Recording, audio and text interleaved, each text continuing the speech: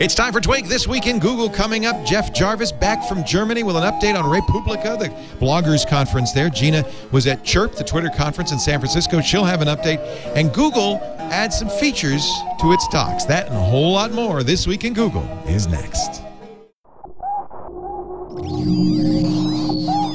Netcasts you love. From people you trust. This is TWiT. Bandwidth for This Week in Google is provided by Cachefly. Cachefly.com. This is Twig, This Week in Google, episode 38 for April 18th, 2010. Self-Aggrandizing Jerks. This Week in Google is brought to you by Go to Assist Express. If you're in tech support, save time and money by supporting your clients and colleagues remotely with Go to Assist Express. For a free 30-day trial, visit gotoassist.com/twig. And by Carbonite, the leader in online backup. Back up your PC or Mac off-site securely and automatically. For a free trial offer plus 2 free months with purchase, go to carbonite.com. Offer code TWIG. It's time for Twig This Week in Google, the show that covers Google in the cloud. And joining us, our usual cast of characters back from his ashen event, ashen-faced trip across the Atlantic, Mr. Jeff Jarvis, buzzmachine.com. You made it. It's a miracle. I'll tell you about it in a second. It's a bloody miracle that I got home. The last man out of Europe. Just about. Also here with us, the great Gina Trapani from smarterware.org. Greetings, humans. And the author of The Complete Guide to Google Wave at CompleteWaveGuide.com. I forgot to mention Jeff is the author of What Would Google Do? Thank you. And we are talking today about, there's a lot to talk about, including the Chirp conference and so forth. What were you doing in Germany, though, Jeff? I was at the Republica conference in Berlin, which is a gathering of 2,500 bloggers or thereabouts, which is probably every blogger in Germany. But it's kind of nice because we really don't have blogger get-togethers in the U.S. anymore. And it was nice. So I gave, the first time I gave a talk on, it was called The German Paradox, Privacy, Publicness, and Penises. I like the alliteration. A lot of discussion of saunas. And in fact, I invited the crowd after my talk to continue the discussion in the sauna next door, and 4 guys showed up. I love that. Yeah. That's great. Pretty cool. That's great. So did they concur with your thesis that there's something about privacy that's a little different? No, they acknowledge that they're different about that, and I push it, and some, see the point, and some don't like it and argue, and that's what's fun about it. But the German view of privacy is a bit more extreme than even ours in the U.S., except for genitals in the sauna. And actually, I would say in Europe in general, right? It's the EU as much as is it just Germany? Well, it is the EU as well, but Germany has its own particular nuttiness about privacy, and so they go after Street View. They sabotage the Street View car. We talked last week about the Street View signs in Germany, the no robots.txt, which I think is a Photoshop. And so they tend to go to a bit extreme on it, but that makes it an interesting laboratory to talk about why what is private and why what is public. And how that operates. So it was a lot of fun. It was a big crowd, 2,000, 2,500 people. And they also do this great thing I got to take part in. They do a Twitter-Lesung, a Twitter reading, where they do as if dramatically. A dramatic Twitter reading. Of funny tweets. I had a ham sandwich this morning. It's really great. We ought to do it here, too. And they're going to do a book out of that. And that was great. So then I tried to get out of there, but the ash cloud was coming over Europe. Yikes. And I was to leave Friday morning, and Berlin was closed, Frankfurt was closed.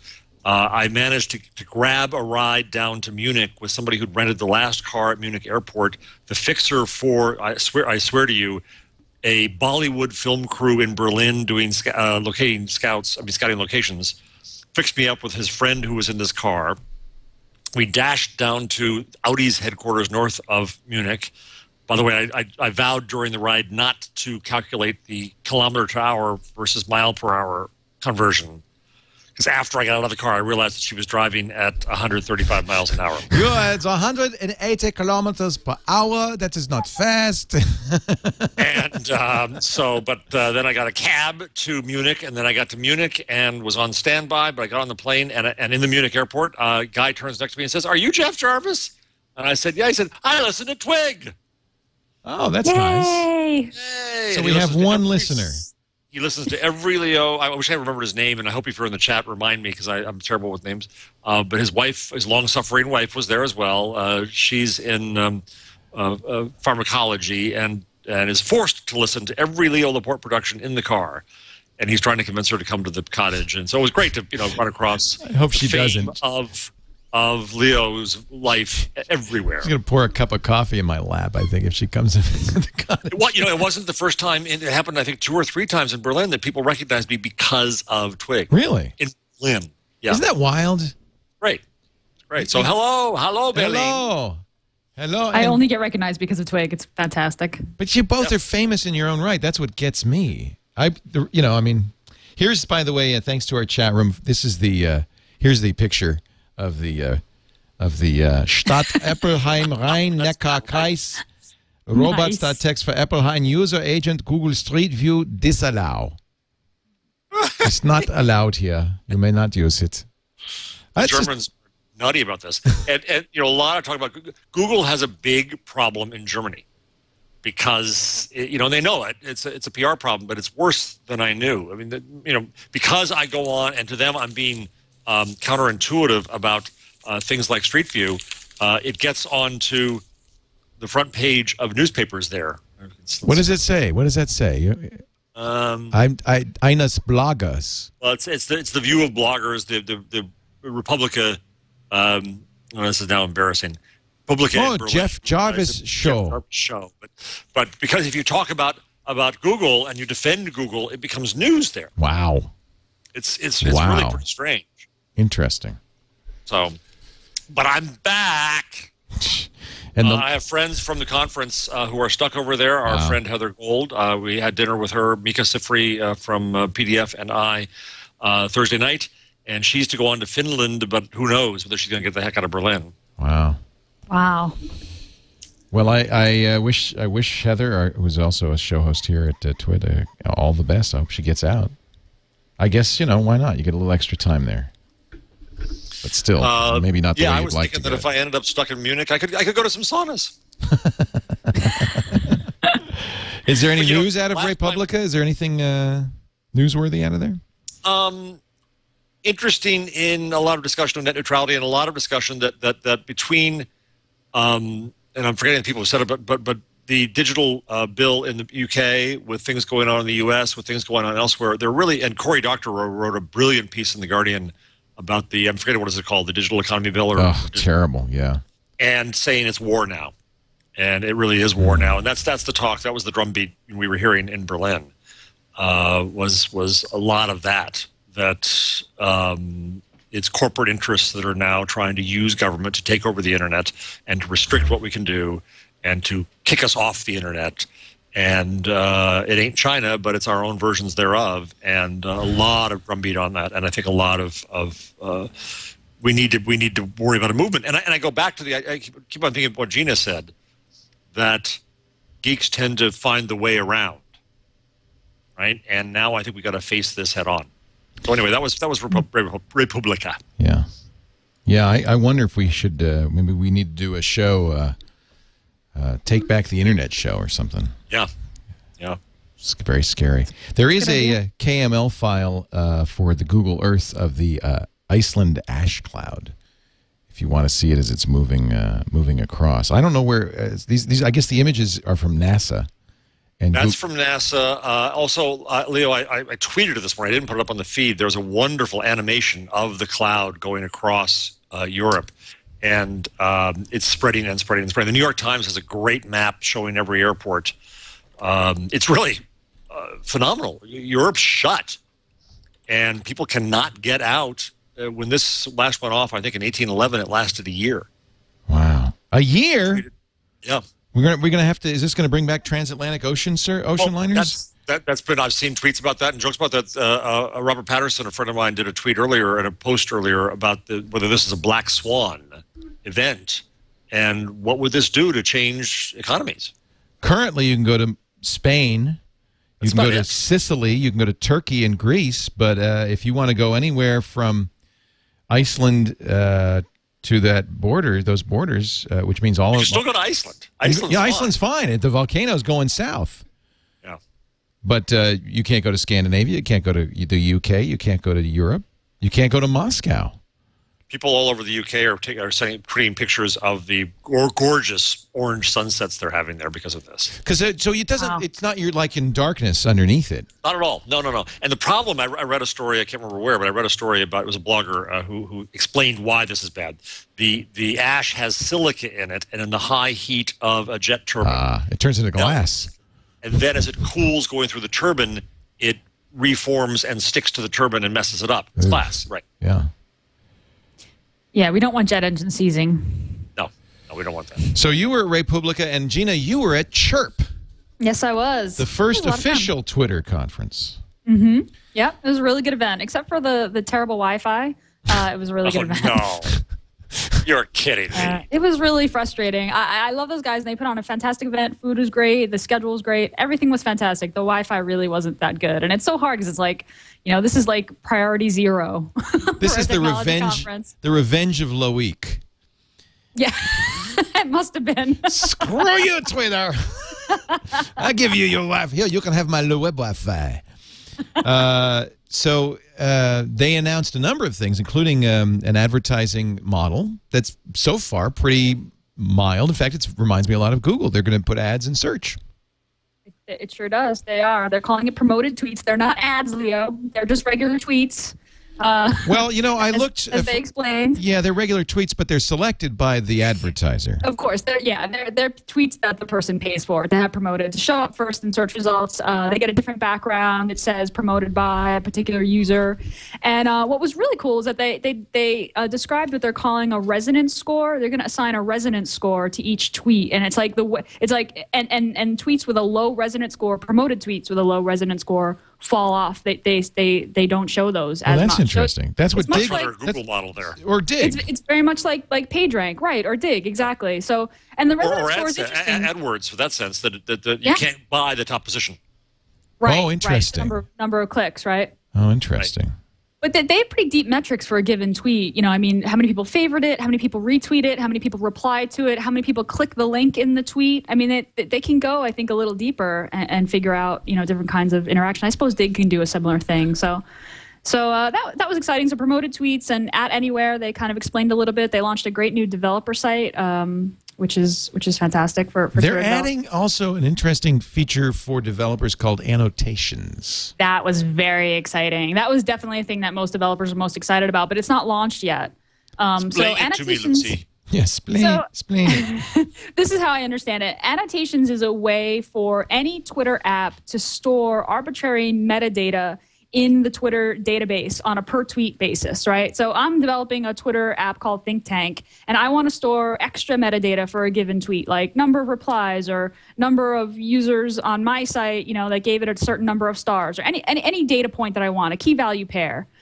So then as a developer, I can store in the Twitter database, in my namespace, in my app's namespace, so ThinkTank, a key value pairs, whatever data I want to store there. So it's fantastic for Twitter because they get more metadata for a given tweet, and it's good for developers because you're not storing metadata on your side that's connected to data stored elsewhere. It's all in one place. You could presumably display it though in a third-party client. Yes, and you could certainly use it to search. Here's the issue, and Robert Scoble raised this. There's no standard set of pairs, right?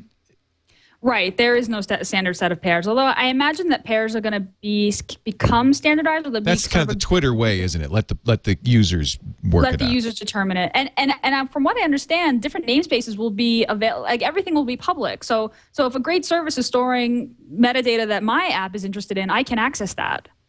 So this is you don't have control over it yourself. Twitter or anyone can use it. Right. Any app can store the data, and any app can request the data from for other apps, which is pretty neat. So if the more clever everyone is, the better off we all are, and no one can necessarily benefit alone. Yes, exactly. Except It'll Twitter. Really, really interesting. Except Twitter, exactly. Well, Twitter benefits the most, of course. No one benefits but us. We benefit. It was a really good conference. I was struck by how the execs, the narrative that the execs kind of put out there was like, look at us, we're this tiny little company, and things got really crazy really fast. Isn't it crazy? All these crazy things that happen to us so quickly. It's awesome and crazy. And gosh, and, shucks. After a little while, I was kind of like, okay, guys, like I know you got robbed your, startup childhood, and you're only 75 people, and you're like a couple of dudes in jeans and t-shirts, but like start acting like the company that's pushing billions of tweets around daily, terabytes of data around. I was kind of, by the end of the conference, I was kind of like, okay, I'm tired of the like, wow, this is crazy, dude. Look at how crazy this is. And I wanted to hear a little more kind of confidence and a little more like, not confidence, but a little more, we have it together and this is our plan and like, going forward. So it's like maturity you want. Maturity, I wanted more maturity. And I understand that their growth trajectory was insanely steep. I get it. But yeah, I did want to see maybe a little more maturity. I mean, it's not like Ev, isn't used to having a small company get really big or at least get bought by a big company before. So it was a good event. I'm glad I went. We launched the White House query to the public. Tell me about that. On Twitter. Yeah. It went pretty well. It was quite a scramble. It was a crazy week. ThinkTank worked, which was very exciting for me. That was a big few moment. We got about we're still cleaning the data, and we're still, kind of cleaning up the replies. But it looks like we got about 2,000 responses on Twitter and Facebook. There were 2 tweets and one Facebook status update. It was interesting that the responses came in on Facebook a lot faster than on Twitter. So we learned actually a lot of interesting lessons. So one of the questions was, what grand challenge should be on our nation's to-do list? Mm-hmm. Reply with your idea now. And any reply, did it automatically get collated by your system? Or do you Yes, it did. Based on the WHGC tag? Based on the in reply to status ID. So people had to reply to that particular status ID. But we were also capturing any mention of at White House or WHGC. So that's what the data cleaning is about. We're kind of assigning those stray replies to those status, to those updates. What was the other question? I don't see the other one on here. It was the same question, different wording on a different day at a different time. We kind of wanted to hit the network a couple of times with different wording and see. So I think there was one other semantic analysis to cluster them.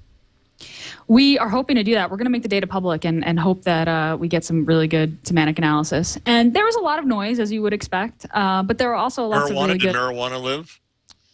There were fewer mentions of marijuana, legalizing marijuana, than I thought. You're talking about the fact that the last time there was a poll by the White House, marijuana legalization topped it, because apparently potheads have a lot of time on their hands. Who would have thunk This it? is cool, man. Cool. Before 420, they do. But this did specifically say science and tech, right? It did. And hey, we got lots of replies, which were, insert crazy political agenda, completely off topic, noisy response here. Now, I retweeted it. So since I retweeted it, that would count if people respond to my retweet? Yes. Okay. So you're smart enough to kind of get it that way, too. Yeah. And I imagine, I would bet, I know you don't have the finals, but I bet that the NASA announcements that President Obama made were kind of dominated. Absolutely. Lots of responses about space travel, about colonizing Mars, a space elevator, human on Mars by 2025. And the way that the first question was framed was, the next Apollo landing or human genome, what should our next grand challenge be? And I think that really led people a certain way, which is why we kind of did another tweet later that didn't put any ideas in people's head and just kind of wanted to get what people said. But, we got a lot of cure cancer. Mine was very early, early earthquake to tsunami detection, like 24 hours early. Anil's was teleport visible matter by 2025. That was one of my favorites. I don't think Obama's going to say that in the State of the Union. I'm just thinking. Kind of fun that you could put it out there. And by the time this decade is out, we will be able to teleport visible matter. It could be good. Could be huge. It could be. Could be huge. Lots I'd like of you to meet my new Secretary of State, Scotty.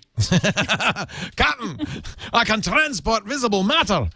We've got Mark Linford is in the studio. He's worked a little bit on ThinkTank. He did the Windows install instructions, he says. He did. He did. Yeah. Hey, Mark, thank you so much for writing up the Windows install instructions because we didn't have them. That's fantastic. Yeah. Mark's one of my favorite wiki writers. Oh, well, there you go. Wow, he just passed out. Mark, are you okay? I think he had a heart attack. Wow, he's excited.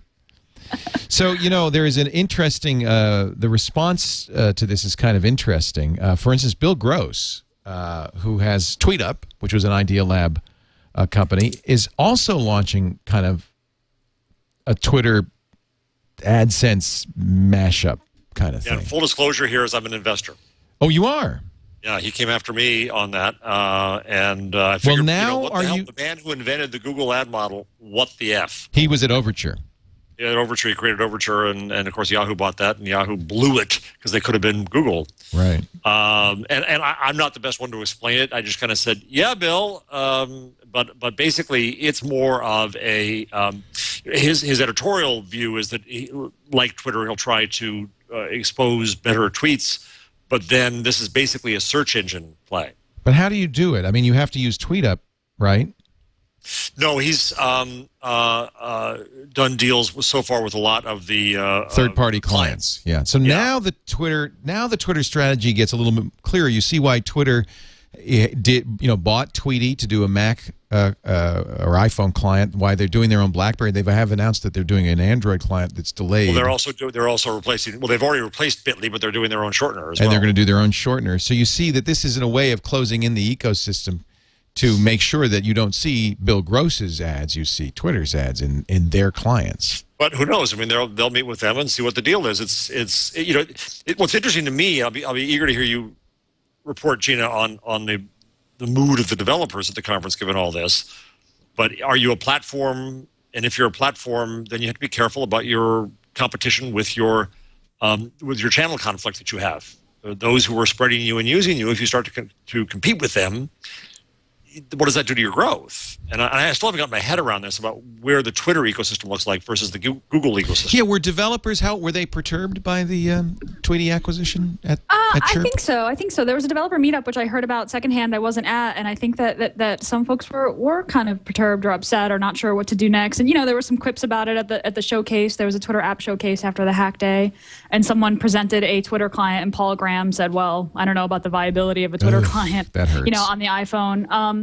But I think the general mood was like, well, hey, we have to get a little more creative and make stuff that's not, that wouldn't be a Twitter core offering. Some time ago, a few months ago, when I complained about things that didn't exist on Twitter, Fred Wilson tweeted back and said, that's for the independent developers to do, and that's the model. Whoops. And now they've done this 180 on that, and I'm trying to think of what the analogy is. It'd be it's the Google Books analogy. When Google went anywhere near the content business, it found itself in a huge channel conflict with its partners. Twitter made a really good case for the Twitter iPhone app. And the way that they did it is on stage, they showed a video of a 24-year-old Stanford graduate just starting to use Twitter, trying to find a Twitter client on her iPhone and install it. And it was painful, full 5 to 7 minutes of this woman just like, was she a moron? Which one? What? Yeah. She searched for Twitter. It was kind of slow. She was like, now, come on, what's this? Which one? It was convincing. You're a history major? It was. Well, there are a lot of choices out there, and there's not the one obvious choice. Right, so Twitter's take is like if we offer obvious choices of clients for people to use, we will get more users more quickly. Like their whole thing is that the Twitter user experience involves too many hurdles and is they want to create a more friction-free, I think was the phrase they used, experience. And the easier they make it for people to start using Twitter, the more users you'll have, and that will benefit the developers in the end. And I gotta say, I buy it. Leo clearly does not buy it. But you're the one who says the iPad sucks because it's a closed environment. I mean, isn't this, and without the finesse of Steve Jobs, the same exact thing. Well, we're going to improve the user experience by reducing your choice to one. No, No, but they're not reducing choice. I mean, there's going to be the one, the one official Twitter iPhone app. With those who give you choice. Then there are going to be developers who make other clients that the power users pass around. It's so confusing to intelligent college graduates that we are going to eliminate all choice. Make it easier for you. Everybody will have spaghetti and meatballs for dinner. But Leo, listen, on this show, we recommended Dolphin browser, right, which is an alternative browser for Android. Love it. And there's Opera on the iPhone. I mean, developers can continue to make clients that do advanced things like mute hashtags or mute users, and the power users will take those up because they want their client to do maybe a little more than Tweety. So was there sense from developers that they're going to keep doing third-party Twitter clients? No. Okay. Just curious. They're going to move on and do other things. So Bill Gross, I think Bill Gross is motivated to do one. Yeah, I think Bill, we got to ask a question. I mean, good luck, Bill. Right? Yep. I mean, I know you're on the board here. And by the way, you should mention the tweet up is kind of commonly used in the parlance already, and it's very confusing. I thought this was the same as a tweet up, and it's not. It's not. He just got the URL and used it. Yeah, I agree. Yeah, he's got. And the other thing about promoted tweets is that it's a 50-50 rev share with the developers who show the promoted tweets in their search results in their clients. Okay. And there's a reason. Now. Okay, so they're not requiring that a third party, unless, well, now wait a minute, what if it's an in-stream tweet? And this is the next step. Now you've got promoted tweets in search. Mm-hmm. Is there anything that a developer could do to say, I'm not going to do, because they're going to do promoted tweets in the stream, right? I believe that promoted tweets will show up in stream. That's on the roadmap. As they would. Yeah, as they would as just a regular tweet when they're posted. So if I'm a third-party developer, there's no way I can turn that off. Right, but I mean, it's a tweet. A tweet is a tweet is a tweet, and if someone subscribed to a user, they're going to show up in your stream. Either way. That if you explain that to me there, Gina. Just as a user, that user perspective. So what happens to my Twitter tomorrow? Am I suddenly going to be getting promoted tweets in my streams, whether I ask for them or not? No. Only search results. They will only appear at the top of search results. No. It's my understanding they're going to put them in the stream. Oh, that's tweet up is search only. I think.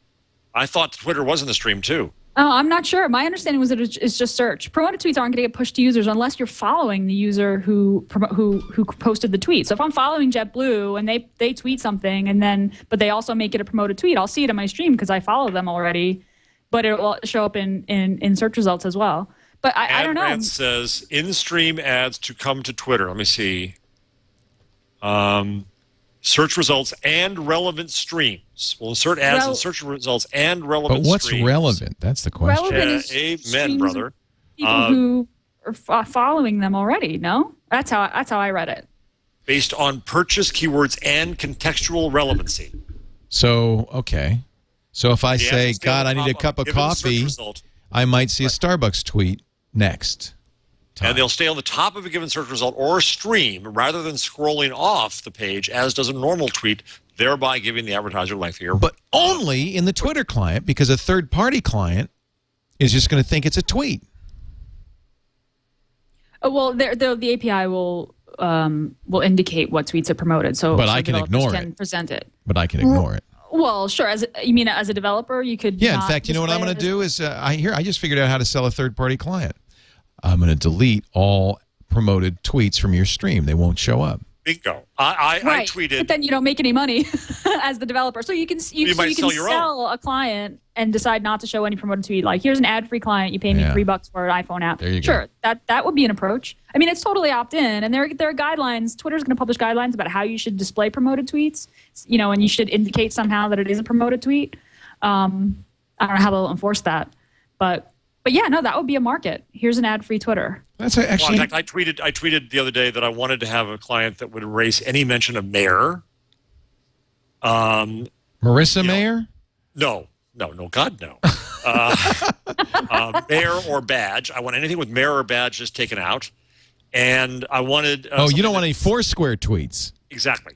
And I don't want any "Here I am" tweets. And I don't want any. And I want to also take retweets. Well, I think that's what annotation could be really useful for. If we came up with a canonical set of things like this is a location tweet, this is a Foursquare tweet, you could really filter your tweets very effectively. Right. So actually, Bill Gross emailed me and he said those are great ideas, and want to do those. So I think that the more we put in control, it's going to be hard to figure out how, as long as there is a real API, and as long as you don't have to sign your life away as to how to do it, and as long as you don't have to get approved, which is Apple-like.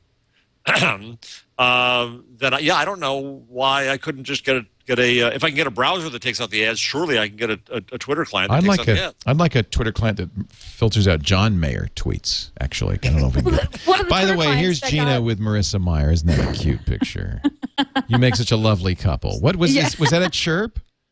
That was at Chirp. That was after the showcase. So, during the showcase, there was a couple of developers presented their iPhone client. This is the one that Paul Graham said, I don't know about the viability of an iPhone client. But the client had advanced filtering, right? So you could filter out hashtags. You could mute users. You could say, block all the Foursquare ads. That is a power user Twitter client. And I think that there may be room for that in the ecosystem. So I forget what it was called, Agora?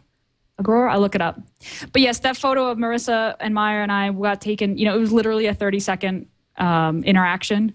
And I think I managed to not make a fool of myself, although it was a big risk. And she knew who you were, I'm sure. She did not know who I was. I said that I co-host This Week in Google with you and Jeff Jarvis, and she said, she was blank when I shook her hand. But then I said Jeff Jarvis, and she said, yes, we work with him on What Will Google Do.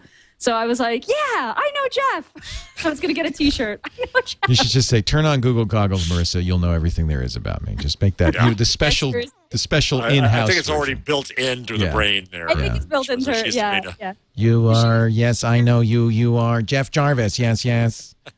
I know who you are. You should have said life hacker. She would have jumped for joy. Come on. Oh, I doubt it. The fact that you wrote a book about it, does she know that you wrote the book on Google Wave?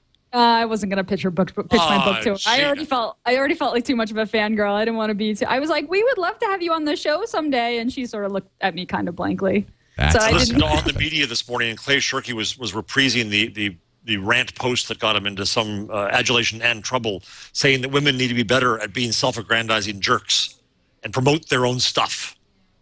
Yes. So I'm not necessarily taking a stand there, but you should have promoted it. Jeez. You should have been a self-aggrandizing jerk, Gina. I don't understand why. Here's my book, and here's my podcast. You're very bad at being a jerk.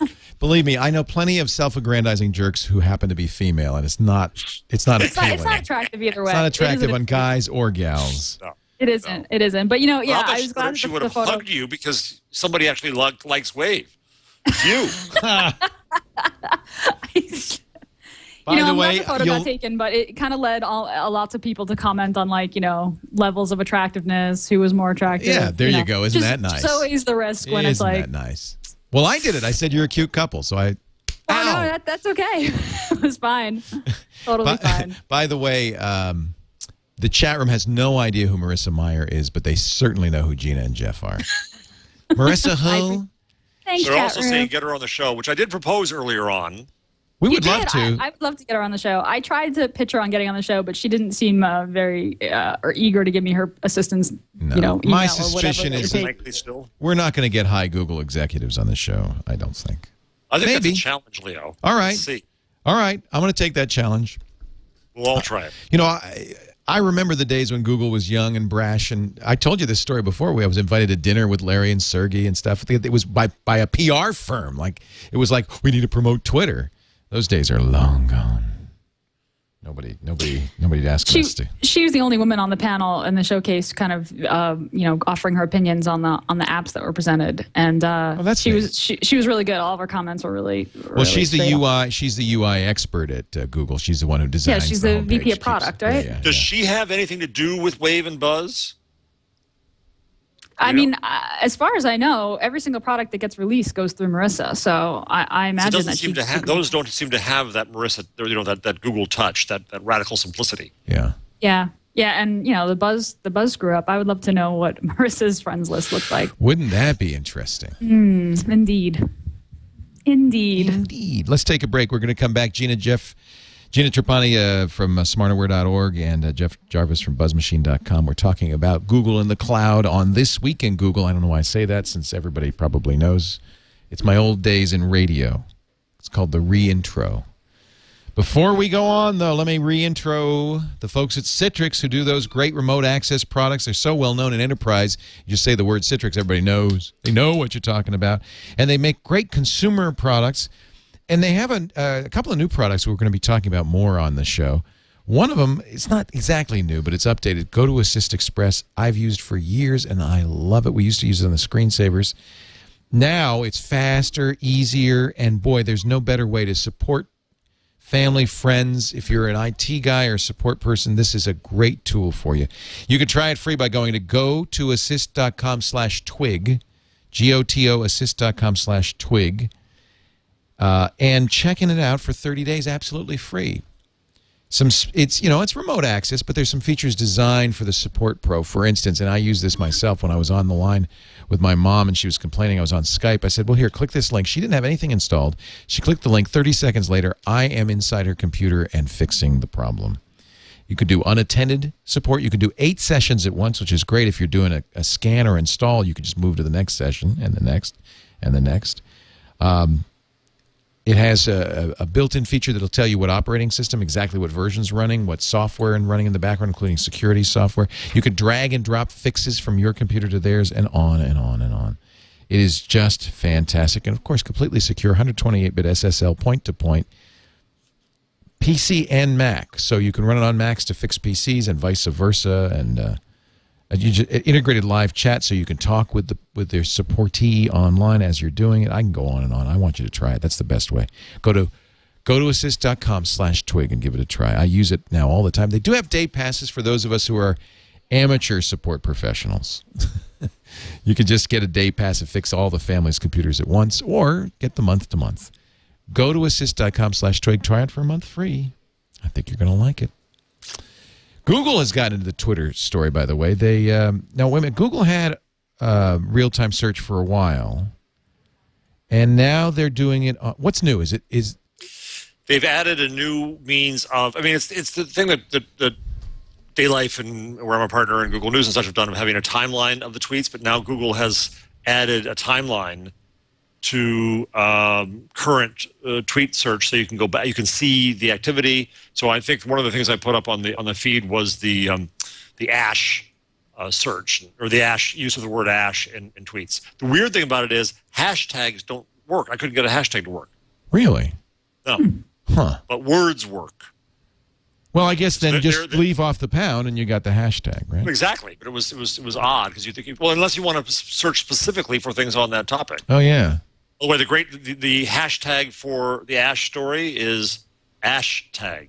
And it's taken off. It's worked. I mean, even Lufthansa is putting out tweets about being closed with the hashtag. Oh, man. This is why I love the geek community. Isn't it great? It's just stuff like that. I made my first German joke in Twitter in the midst of driving down at killer speeds to Munich, and the word for a-hole in German is Arschloch.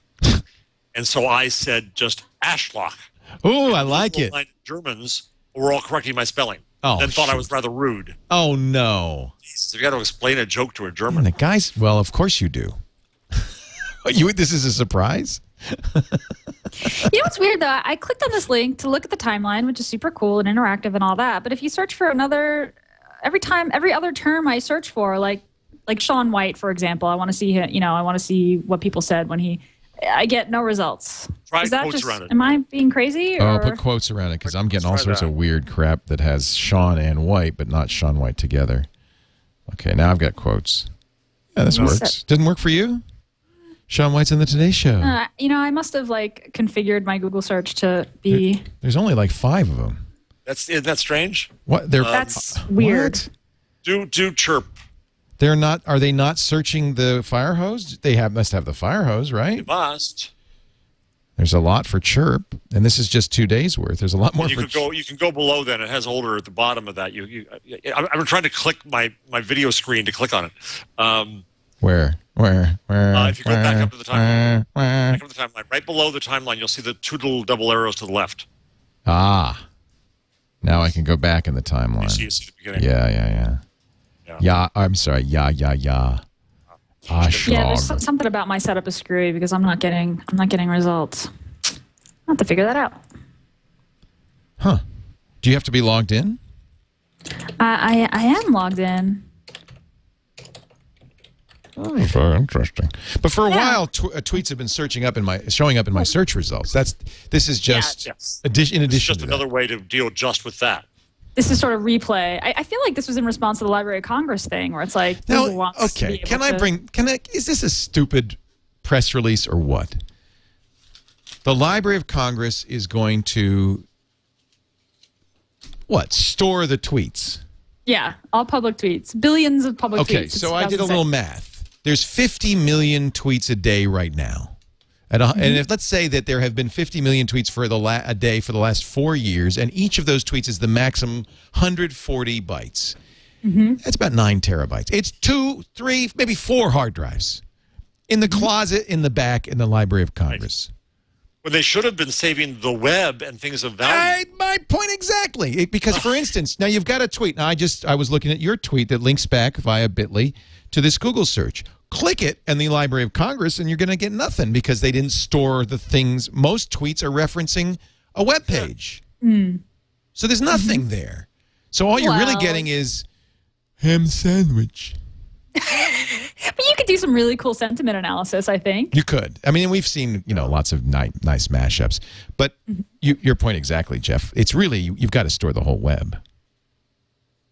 Yeah. Yeah, and the fact that the Library of Congress thinks this is valuable, which okay, fine, but they've done nothing. They've, as far as I know, lifted no fingers to store the web, and that's had to be a private effort of Brewster Kahle there in San Francisco. Thank you. I told KGO Radio asked me for an interview on it, and I said I'll do an interview. And I said, but next time call Brewster Kahle and see what he thinks about it, because of course he's doing the Internet Archive. Now we just said, okay, maybe it's 9 terabytes for 4 years of Twitter. It's that much a day. He's storing huge, vast quantities, and he's working with the Library of Alexandria all over the world. I mean, he's really doing this amazing Internet Archive effort.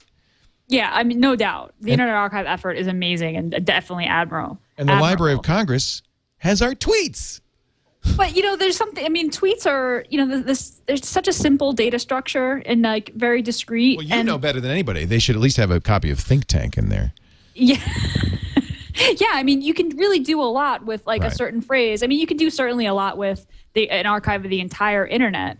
But there are certain characteristics, I think, of tweets, in that they're quotes, they're things that people said who have a social graph that, they're contained, when a certain, there's just a very strict and simple data structure that lends itself, I think, to analysis that maybe you wouldn't be able to do as easily or wouldn't be as, straightforward as analysis on, the entire web. Currently, agreed. What we want is if the Library of Congress is there to store our culture, get the whole thing, for crying out loud. Then then fine, spend the money, take Brewster out of his economic misery. Right. Yeah, I'm sure he's spending a lot, and there's also rights issues. He's storing stuff even though he knows perfectly well that he doesn't have the rights to do so. Yes. He couldn't possibly have the rights to do so. Anyway, Bear tells me in our chat room the Library of Congress is storing all government sites and well, that's exciting. and political sites as well. I don't know. I'm surprised we haven't heard. I joked also there was a New York Times story about coupon barcodes carrying data with them. Yeah, and there's I think every reporter now has a save get key to put in there. Privacy advocates are concerned. Yes. I'm surprised we haven't heard that about the Library of Congress. I thought that immediately we'd have the government's storing our tweets. Oh, no. Well, who owns our tweets? Let me ask a question. And this actually came up. Merlin Mann, I loved this. You probably saw it. There's a Twitter book, Twitter aphorisms or something, on Amazon. And Merlin Mann posts a review saying, they didn't ask me that my tweets are in here. I'm pissed off. You shouldn't buy this book. And there's like 80 other people down. It's got a 1-star rating. It's like panned because, and then after the fact, the company writes to Merlin saying, oh, we're going to use your tweets in the book. And he said, that's like the burglar coming back afterwards and saying, you mind if I steal your stuff? He says, until they return my stereo system, repair the broken window, and say I'll never do it again, I'm not satisfied. Who owns our tweets? I mean, it's nice of Twitter to give them the Library of Congress. Do they own them? It's a good question. They're only giving public tweets. Right? Oh, that's good to know. It's only public tweets. Yeah. It's not tweets on protected accounts. So that's first. By the way, there was a HarperCollins book of tweets before that, as I understand, did get permissions. Yeah. What's his name? What's his name from Gawker? Nick Denton. Nick Denton did a book. He asked me. No, it was another guy. The other Nick. Douglas. Nick Douglas. Nick Douglas. Yeah. After he left Gawker, he emailed me and said, is it all right? He asked for permission of everybody he used. He sent us all a copy of the book. He did it the right way. And I think that's TOS right now. I think I remember Twitter saying we do not own your tweets. Yes, they did say that. You know, the New York Times quoted one of my tweets You and retain definitely the didn't rights ask to for any permission. content you. Sorry. No, Go ahead, I Gina. was going to say, like, I mean, I think people handle it differently. The Times quoted one of my tweets and didn't ask for my permission. To me, that's fine. My tweets are That's public. fine. It's It's you're public information. speaking in a public place. Yeah, I'm in a public place. All my tweets are public. I feel like they're absolutely, it's fair use to quote. Now, is it fair use to take a bunch of tweets and make a book out of them just by virtue of the fact that they're tweets? I mean, I understand why Merlin was upset. Here's the thing from the TOS at Twitter. You retain your rights to any content you submit, post, or display on or through the services. By submitting, posting, or displaying content on or through the services, you grant us a worldwide, non-exclusive, royalty-free license with the right to sublicense to use, copy, reproduce, process, adapt, modify, publish, transmit, display, distribute, or burn at dawn, I made that up, such content in any or all media distribution methods known now or later developed in this Well, there world. you go. So Twitter acted within accordance of its agreement, and presumably the authors of that book asked Twitter, and Twitter sublicensed. So, and it's true. If you were, I mean, okay, let's say they quoted your blogs. As long as they attribute, they don't have to ask permission, right? Right. I guess the difference, and I agree with that, absolutely. And I agree with Gina that I think the distinction is public. But there's no sense of fair use in Twitter versus a blog. In a blog, if you quote the entire post and cause no reason to go to that post, right, then a blogger will complain the same way the New York Times or the Associated Press will, with some right, I think. Yes. What do you do in a tweet? Quote 70 characters? Right. It is what it is. Yeah, I mean, if someone took one of my blog posts, the entire thing, wholesale, and did a book called Great Blog Posts and didn't ask me, that would be upsetting, even though it's a public webpage, Right. But yeah, because tweets are so brief, the line is, do you think, Leo, that publishing company went to Twitter and that Twitter sub-licensed those tweets to them? I got the impression that they just didn't ask anyone. They said, oh, well, all this stuff is public, so we're just going to make a book out of it. I don't know. I don't know either. I know Merlin was pissed. He was. I agree with. I understand why Merlin was upset. I think that he expended maybe a little too much energy explaining why he was upset. I was like, really, Merlin, aren't you writing a book? I mean, for a product, really? that's exactly. Gina, you know as well as I do. All three of us have written books. That's exactly what was going on. He was procrastinating. He was procrastinating, and so he wrote a book on why his tweet shouldn't have been a book rather than work on his book. Precisely. Yes. Why is it? It's always easier to write the thing you're not supposed to write. Exactly. You did write a good article for CNN about this Library of Congress thing. Mm-hmm. Who said tweets are trivial, says Gina Trapani. Yeah, and all the CNN commenters were like, this is a complete waste of space, this article and the tweets. There is still that notion that anything that happens on Twitter is of its very nature trivial. Absolutely. There absolutely is that. But I think in aggregate, just doing sentiment analysis of like the world population is using Twitter to communicate, right? And Twitter has, Neil says this all the time, Twitter has bridged the digital divide as much as any other service because of its mobile, because it's well, maybe Facebook and Twitter. Maybe Facebook, but Facebook. Twitter was built to work with SMS. Everybody in the world is SMS. You don't have to have a fancy $500 phone to use Twitter, right? So its content is representative of the population, maybe better than any other service. Right. And you can do sentiment analysis. I mean, yes, there's lots of tweets about Justin Bieber's new album. There's some cultural that's important. Information about why is Justin Bieber? What is the freaking appeal? Or the analogy, Gina, I think, is Google finding out about the spread of flu by doing searches and discussions of flu in blogs and such. Same thing on Twitter. You can find out things that are valuable. Or there's something I put up on the feed today about Slate doing an analysis of meetups with the Tea Party events. I didn't know that they used Meetup as a platform. And you see the geographic spread and where it's concentrated. And it's really quite fascinating. And that's kind of Leo, it goes to another question, I think, which is part of what I tried to address in Berlin. Who owns the wisdom of the crowd? Mm-hmm. And part of the argument in more socialist Germany and Europe is, Street View shouldn't take a picture of our public buildings and then make commercial use of it. Well, no, that's public, right? And if you look at Google itself, it is taking the crowd's links and clicks. It is adding value in the form of analysis, and it's feeding it back to us, by the way, for free, and adding value to that. Well, who owns what piece of that? It becomes a really interesting issue when you create control. You create these kinds of questions. Mm-hmm. Yep. So if one ham sandwich tweet in and of itself isn't valuable, but if you have lots of people eating ham in one area, no, but you get pork, consumption numbers right from that. Pork. Well, we're always talking about how history is only, is written by the victors, and it only records what what the kings and queens did, and this is the people's history. I think it's perfectly legitimate. That's well said, Leo. Ding, ding, ding, ding. Well said. And that's what ThinkTank does. And let's not forget that in Iran, in Haiti, in Buenos Aires, in Santiago, that Twitter was really carried a lot of news. And at the very least, what happened there is going to be of interest to future historians. I don't think it's the only copy of the record. That's why I say, why doesn't along with you, Jeff, why doesn't the Library of Congress record more? It's not, let's not keep Twitter. It's let's get Twitter and everything else. What I talked about a lot at this speech is that the public owns what's public.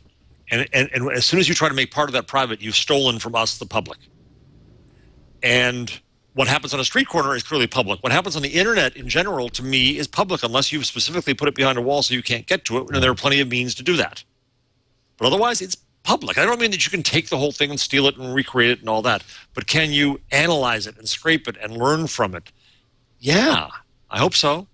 This is kind of the argument with Rupert Murdoch that we're having, too, isn't it? Yes. It's that same notion. No one wants to steal his stuff, which is what he thinks is happening, but to be able to know it's there and link to it becomes a right, the right to link to. Is that a legitimate point of view, or is it just Luddites or people who don't get it? Is there any... I'll tell you, it's spread in Europe. I hear that all over I find Germany. that interesting, yeah. The stealing content argument. Yeah, they curse Google, arguing that it's stealing when they just... Part of this is just not understanding the new economics of this world. You and your friggin' link economy crap, Jarvis. But... yeah, it's the link economy versus the ink economy. It's where we are. It's just fascinating. It kind of ties in with that. It's not merely the link economy, but the public nature of the web and who owns this. I think it's just a fascinating conversation. The web is a public place. This is where Doc Searles really taught me. Yes. When I called the web a medium, among many others, he said, no, don't do that. That brings all dangers. It's a place. It's the commons. Yep. Mm-hmm. We're going to take a break, come back with more. There is a lot more news, an update for Google Docs, an acquisition from Google itself, a talk about this new VP8 codec we mentioned a couple of weeks ago and what really is happening to it, and a stunning revelation by Eric Schmidt at a party. All that coming up in just a bit. It has nothing to do with Marissa Mayer. But first, I want to, although if I really wanted you to stay tuned, I would say it has to do with Marissa Mayer. Actually, maybe not. It has to do with the iPad. Now, that's going to get people to stick around. I do want to talk about backup. When you are putting all your data on a portable device, and I learned this when my laptop was stolen, it is really important that you have good backups. And it's important that the backups are not sitting next to the laptop, because when they steal that and the backup, you're really screwed. You got to have off-site backup. And there are ways to do it. I know people email themselves stuff. They email it to Gmail. Steve Gibson mails DVDs of his hard drive images to his mother. But really, there's a better way, a more modern way. It's called Carbonite. It's off-site backup done right. Go there right now for free. No credit card needed. Go to Carbonite, CARBONITE.com. Use the offer code TWiT, and you're going to get 15 days free. You can immediately see what happens. You install it, Windows or Mac, and it immediately starts backing up your personal data. Not the operating system, not the apps, the stuff you create, the stuff you can't afford to lose. Your pictures, your emails, your financial records. That stuff that you cannot afford to lose is instantly, securely backed up, by the way, using 128-bit SSL. As an option, AES 256-bit encryption, even better. So it's really locked down. It's up on the Carbonite servers where you can access it not only from the original computer, but from your iPhone, any other computer that can get online. You can go, you could say, oh, I need that file. Restore's simple. It's a great way to move to a new computer. You just move the account, download everything again. You got it all. Carbonite is the way of the future. And less than $5 a month for everything inside your hard drive. All that personal stuff. Less than $5 a month. Go to Carbonite.com. Try it free. Use the offer code TWiT. If you decide to buy 2 free months, by the way, after you do the trial.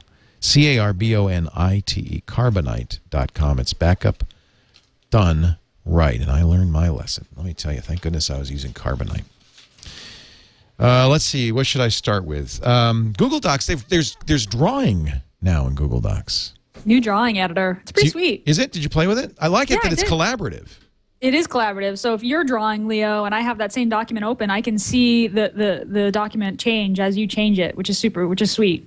Very Wave-like. And that kind of live typing also goes into regular docs. So as you and I are sharing or working on a document together, I will see your cursor move, much like my beloved Google Wave and Etherpad. So, and I hear, this was upsetting to me personally, but I hear that the code base that does the live typing in Google Docs had nothing to do with Wave. Oh, you're kidding. Man, or right hand, Etherpad. left hand. Oh, that's too bad. Yeah, I'm worried that this is kind of the beginning of the death knell for Wave. I still have my fingers crossed for good Wave announcements next month. But yeah, it's pretty awesome. Did you say the death knell? Do you really think? I mean, Wave offers some features that Docs does not, like federation and inline replies. But Docs just got comments within the documents. But they're kind of like little yellow Post-it notes off to the side where you can have conversations like attached to bits of text, which is pretty cool. And, obviously, Wave has federation. You can build widgets and robots, which you can't do for Docs. Wave is you can use Wave as a messaging application, which you really wouldn't do with Docs. But, the question is, like, how many more people, how many more messaging apps do you really want? So I'm a little worried for my little Wave because I think Wave is incredible still. So we'll see what happens. Gina, we got a piece from a Pulitzer Prize winner in Seattle used Wave to do a story. Yes, I had written that up in chapter 10 of my book, which is like Wave uses. I had written that up. The Seattle Times during a manhunt for a suspected cop killer used Wave to gather information and live real time about sightings and and that's great. But but increasingly it feels like Wave is like this new novel thing, but not something that people are actually nobody's using. So I mean I'm using it, but. Yeah, it's a little bit of a tough sell. So I'm hoping that Wave is going to. The chat room is saying Buzz is next. I hope not, because I love both Buzz and Wave. Yeah, they're important. What did Google do wrong? I don't think Buzz is going to go anywhere, though. I mean, Buzz is useful even just in aggregating, to aggregate people's social media content from other sources kind of way, even if it's just that. Although I don't know, there's still some really good conversations going on. Didn't keep Friendfeed alive. Well, that's true. But Friendfeed didn't have a giant corporation behind it. I mean, lots of Google products. Is that enough, though? Don't you have to have the network effect? It's not enough to have a giant corporation. This is actually a really good test case. Is it enough for a giant corporation to stand by, say, we're going to do a Twitter killer, and we're giant, and everybody's using Gmail, so you use it?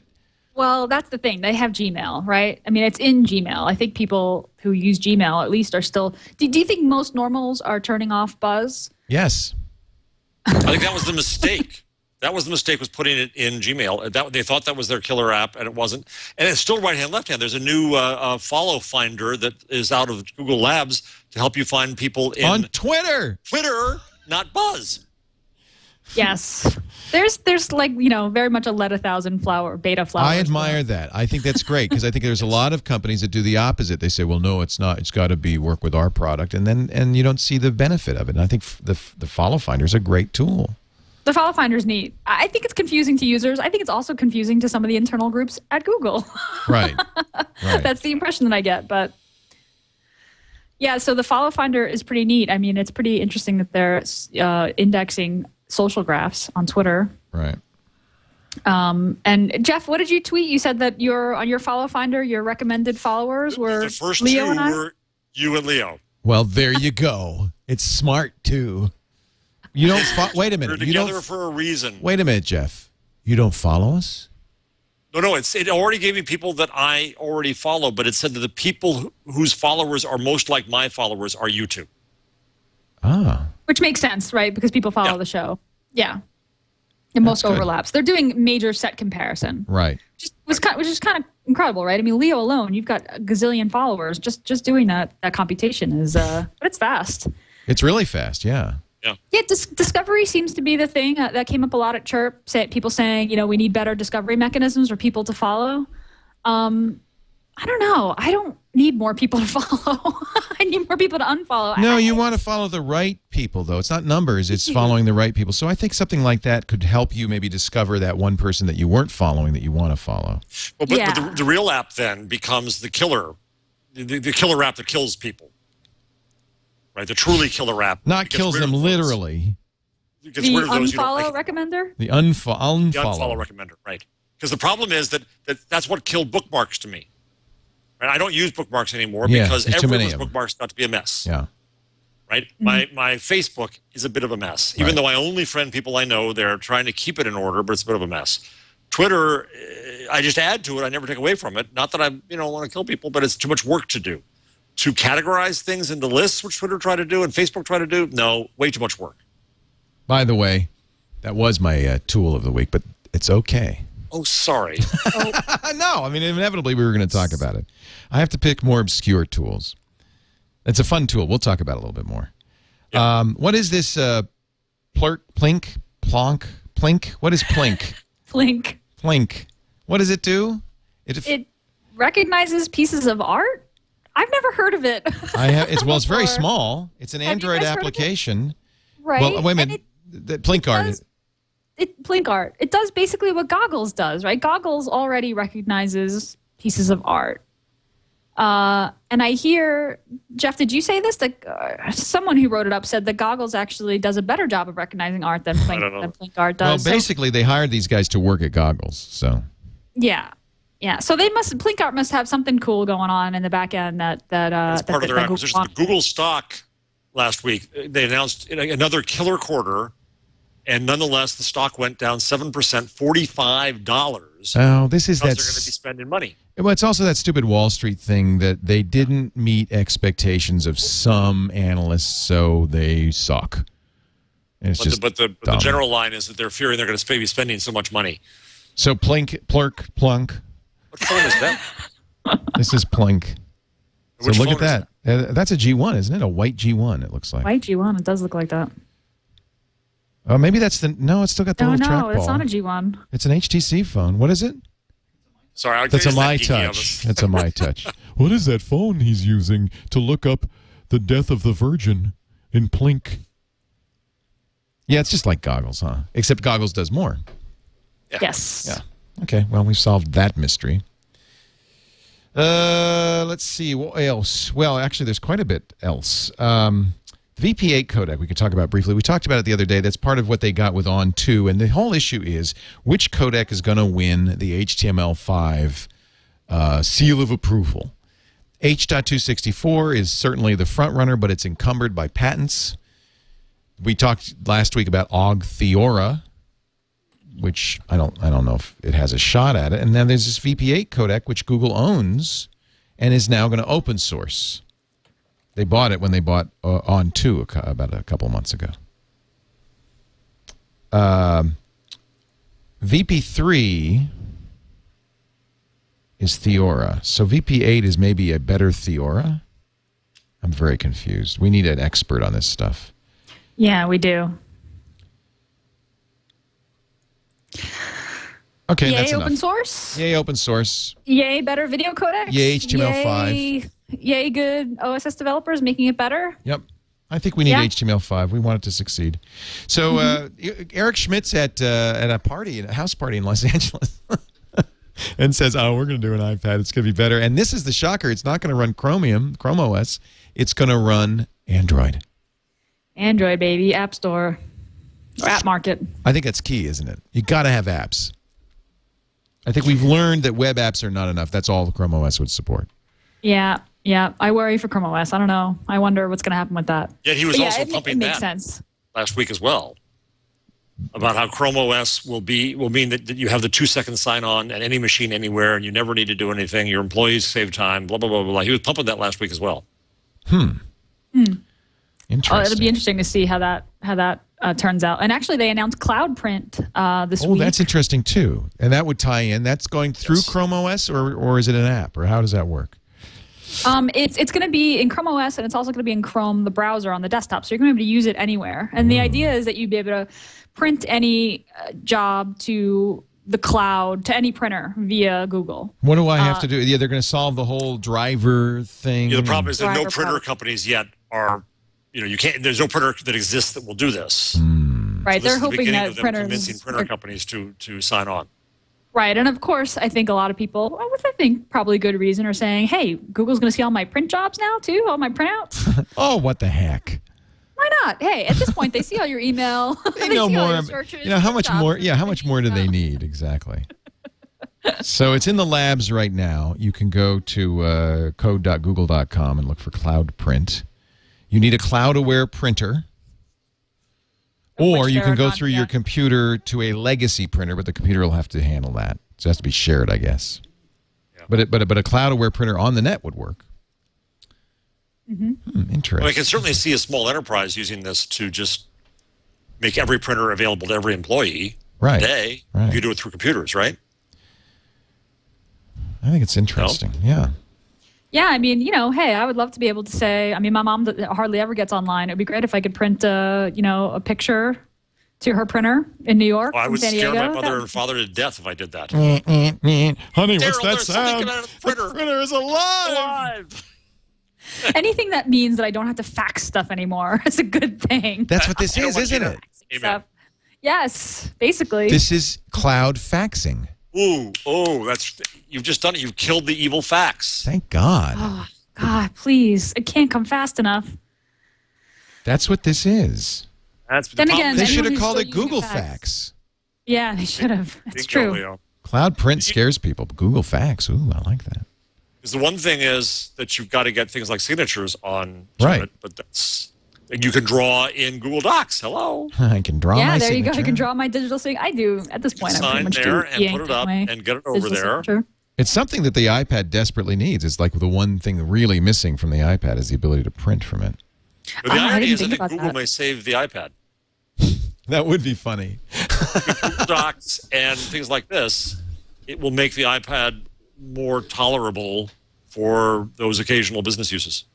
Less of a peripheral and more of a Yes. cloud device. Right. Yeah. And Google still benefits. Mm-hmm. No harm to Apple, no harm to Google. What the hell? So Google's net income was $1.96 billion. That's not so bad. Revenue was $6.77 billion. But What was it up, Leo? 37 income up 37%. It's just the percentages are just awe-inspiring. Yeah. Wow. Paid clicks up 15% year to year. Cost per click up 7% year to year. This is you want awe-inspiring? You know how much cash Google has just in the bank? 20. Oh, is this a number? No, it's not. No. Dane gave me the number now, so I figured that was safe. I will stay away from that number. Google in the bank. I wonder what they do with it. Did they put them in certificates of deposit? What do they do? $26.5 billion. Holy That's the size crap. of an endowment for like Harvard, right? This is just their cash. Just in the bank. Getting 0.25% interest. Dude. That's nuts. What's the interest? Can they buy Iceland and stop up the, that has solved two problems at once. Iceland's debt and the volcano. Yeah. Wow. If they put it in a CD and get 4% interest, they could just close the company. They just all go home. They could have solved the debt crisis with just their money. It's like almost $1 billion a year in interest. Yeah.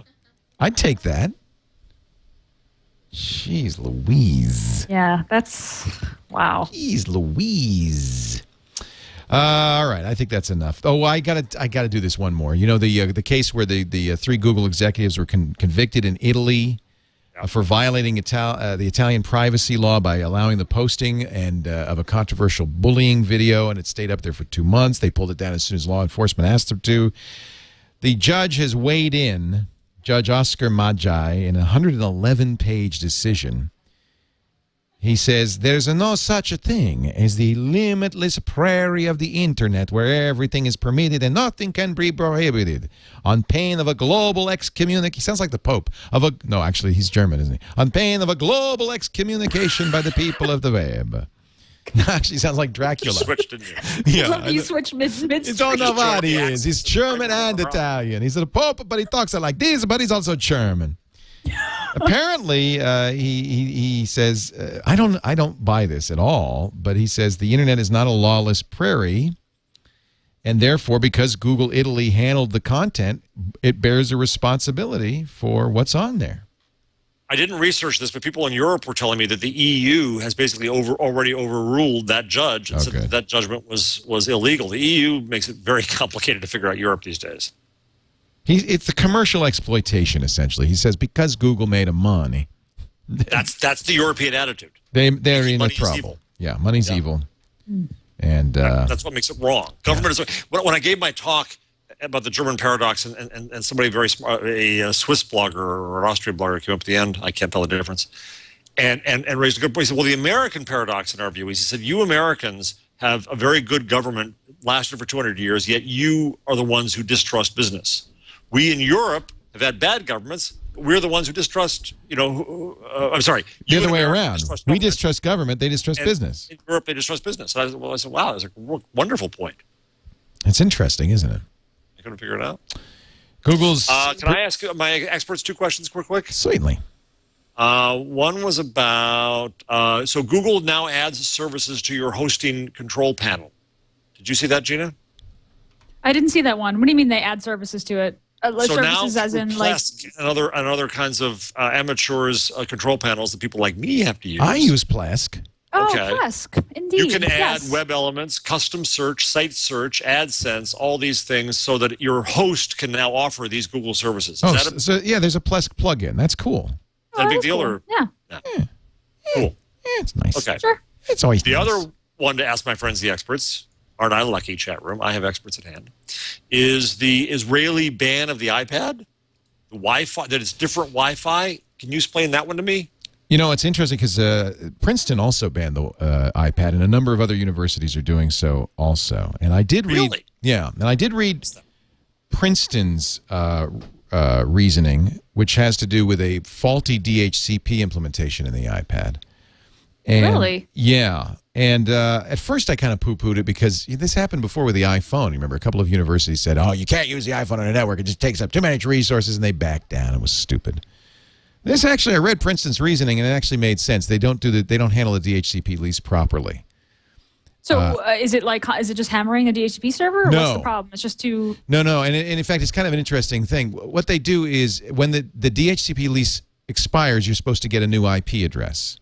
Right. It does not.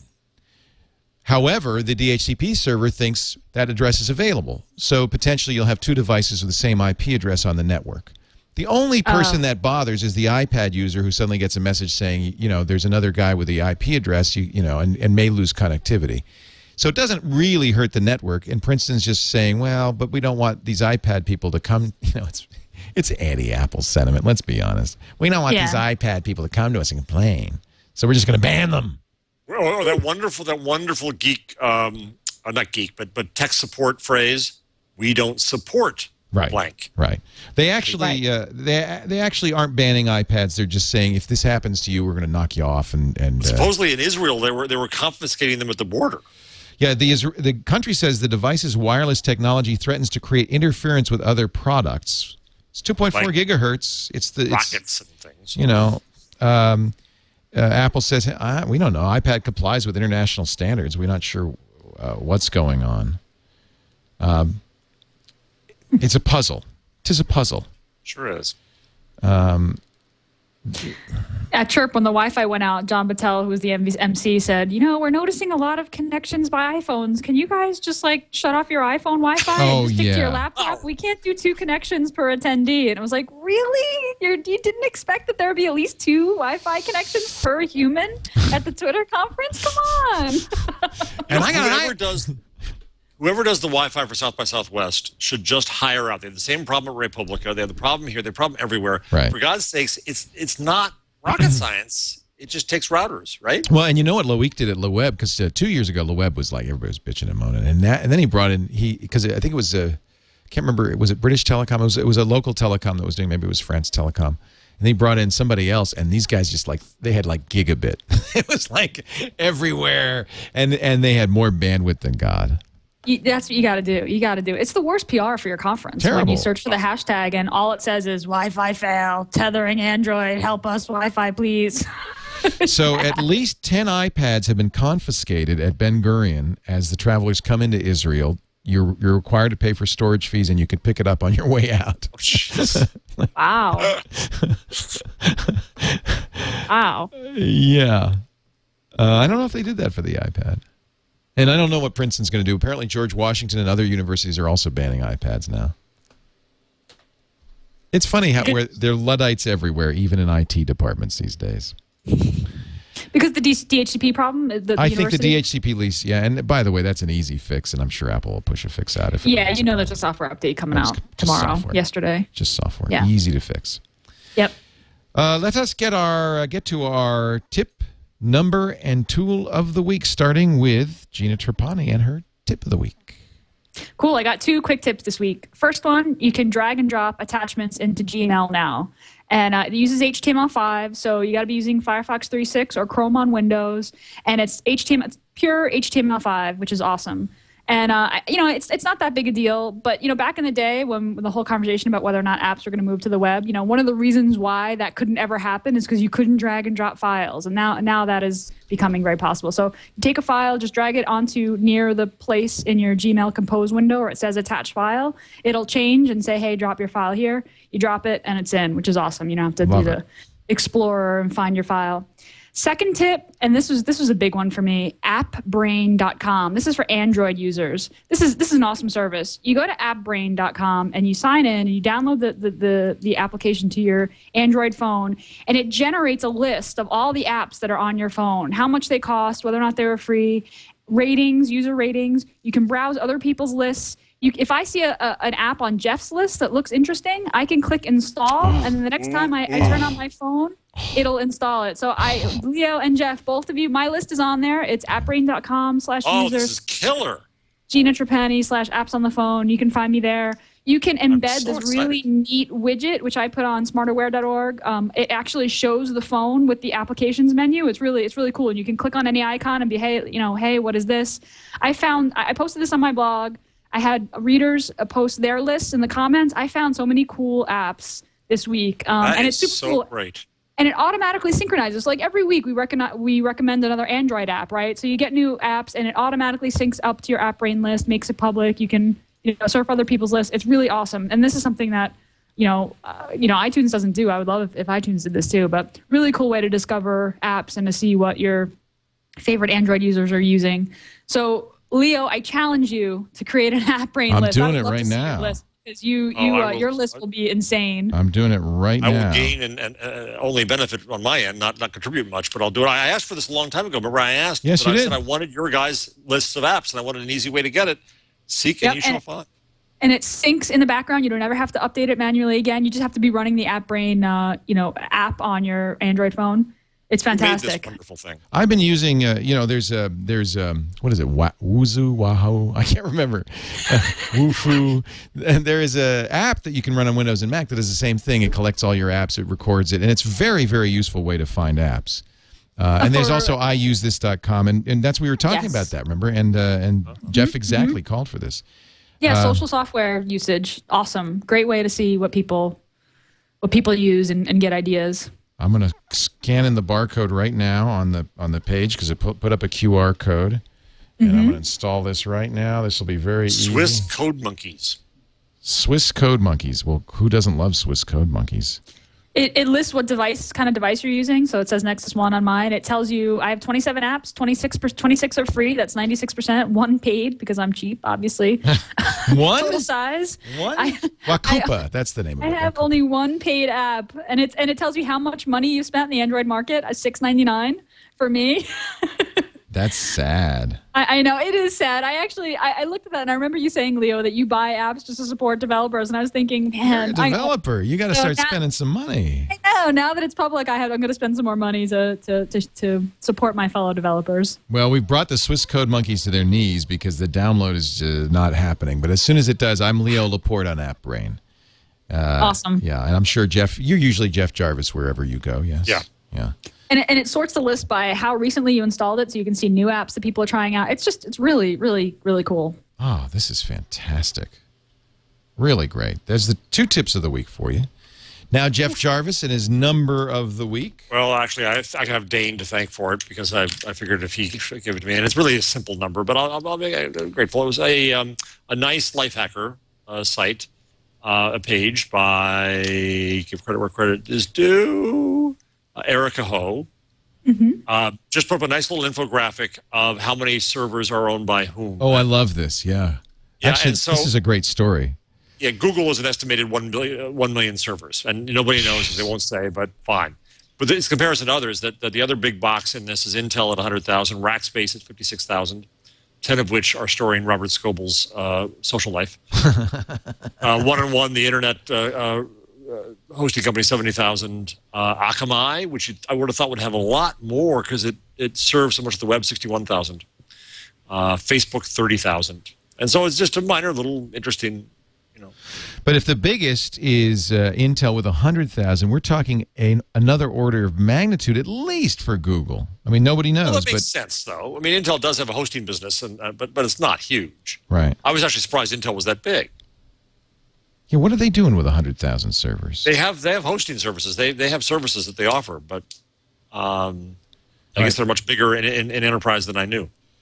So Gina, I finally have installed this app. So what do? I press manage my apps, app categories. What do I do? Hot apps? Yeah, there should be a sync. Try manage my apps. There should be an option. It tells me to sign into my Google account. Yes, and then once Does that mean it has to be the one associated with the phone, or can it be my apps one? That might just be a single sign-on. I don't know if that really has anything to do with the app because you're going to put it on your phone. I think it can be either your Google account or your Google Apps account. I think either one will work. Right. It does say once you're in the phone to sign in with your Google account, but I don't think it has to tie into. Okay, yeah. So if you click on Manage My Apps, there's a Sync My Apps button. Yeah, and it's done. With You gotta sign in first. Yeah, and so now I have all my apps, but I will have to sign in, and then I have to sync it to AppBrain. Okay, I see. Right, and then it'll send up everything that you've got installed there. And then if you, in that same Manage Apps console, if you choose to install an app from the AppBrain website, so if you see something on my list or Jess' list or whoever's list, you click Install. When you go into Manage My Apps, you click tap Perform Installs, and you'll be able to install whatever you chose from the website, which is pretty neat.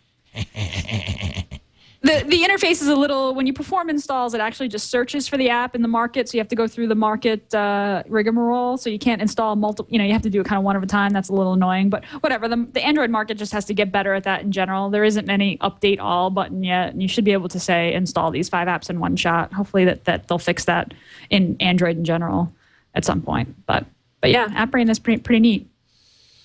All right.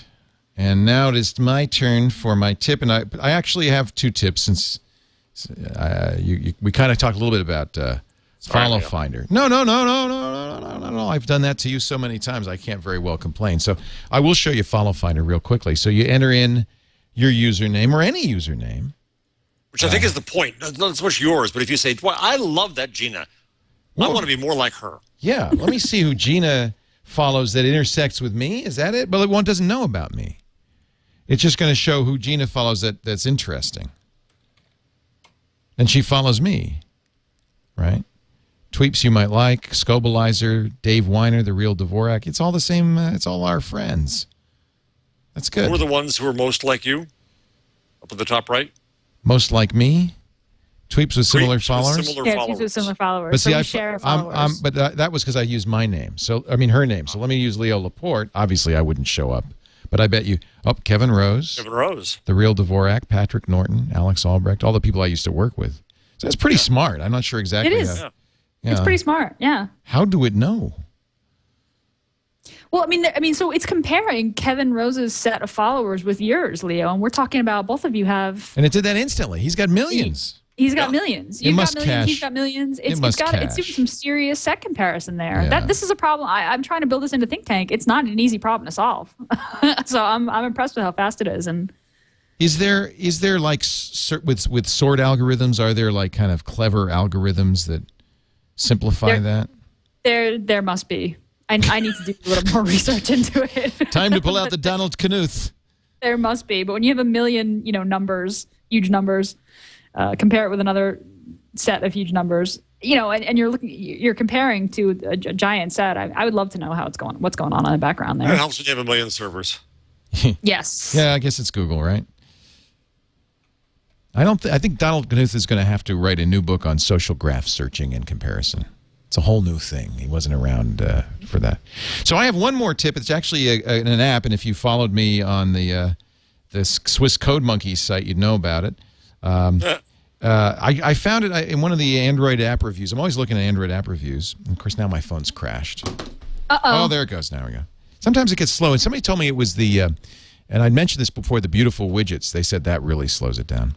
This is called Call Track. It's free. I think it's free. You're going to love it. So what you do is you create in your Google Calendar a new category. I made one called Calls. Then you enable Call Track on your phone, and it adds to your Google Calendar. In my case, I log all incoming, outgoing, and missed calls. And if I now go to my calendar on Google, every call I've made, every call that's come in, every call I've missed is logged with the phone number, the length of time, and it's all part of my Google Calendar.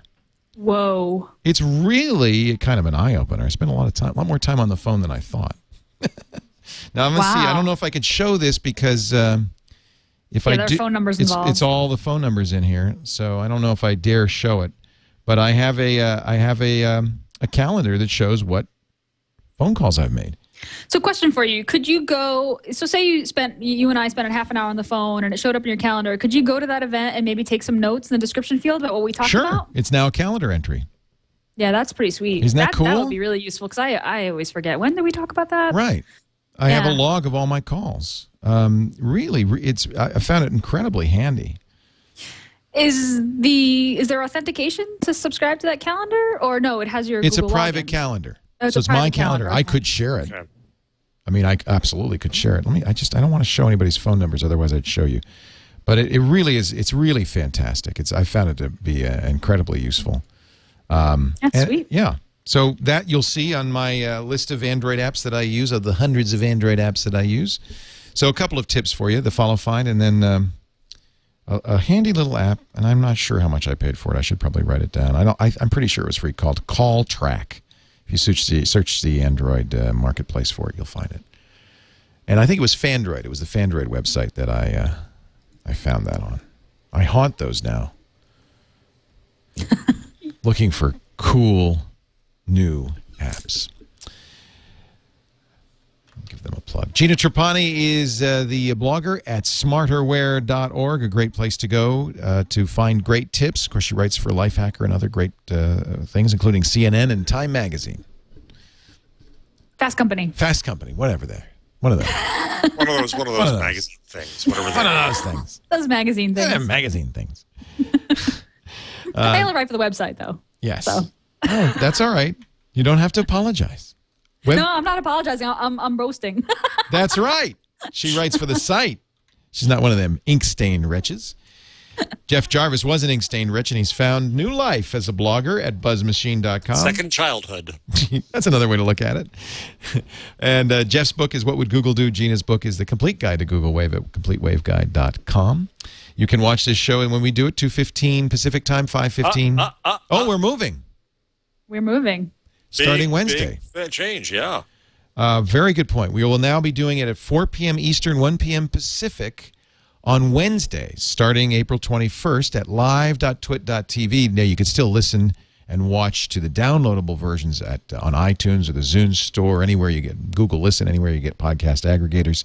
And we do have a YouTube video at youtube.com/twit. There's a whole Twig channel, so you can watch each and every one of our episodes as they come out. We are available on almost all the platforms now through the MediaFly application, the TWiT application. Just search for TWiT in your app store. Thanks, guys. The chat room is gasping. Why are they gasping? Wednesday, 4 p.m. Oh, yeah. Well, we decided we wanted to be on during the weekdays because I think we don't get as much attention as we could, and we certainly have a hard time getting people on because everybody wants Saturday afternoon for themselves. I don't understand that. Fools with lives. And actually, we'll get great guests. Jeff and Gina are two of the people who wanted their lives back. So I don't have a life, so I don't count. But we're glad to do that. We'll be doing the GizWiz at this time starting next week, the Daily GizWiz with Nick DeBartolo. Thank you, everybody, for joining us. We'll see you next time. Next Wednesday, don't forget, 1 p.m. Pacific, 4 p.m. Eastern for This Week in Google.